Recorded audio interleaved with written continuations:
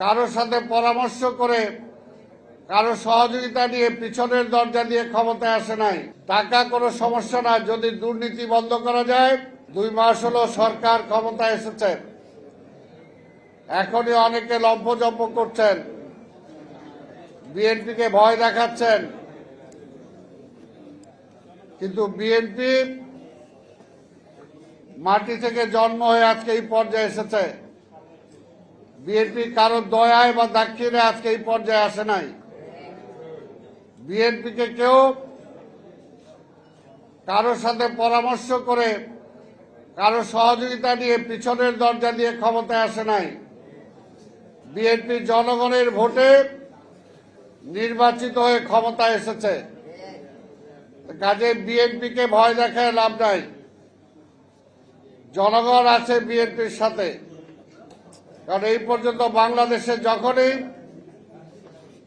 কোনো বিপদ এসেছে, সেই বিপদের মুহূর্তে জনগণ বিএনপিকে বেছে নিয়েছে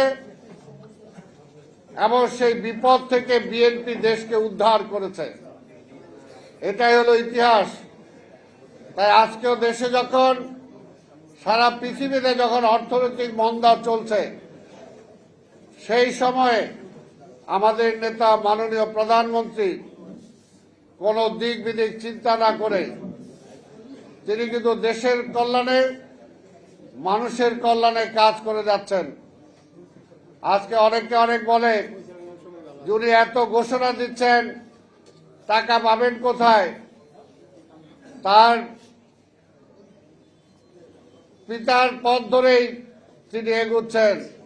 শহীদ রাষ্ট্রপতি জিয়া রহমান বলতেন, মানি ইজ নো প্রবলেম, টাকা কোনো সমস্যা না, যদি দুর্নীতি বন্ধ করা যায়,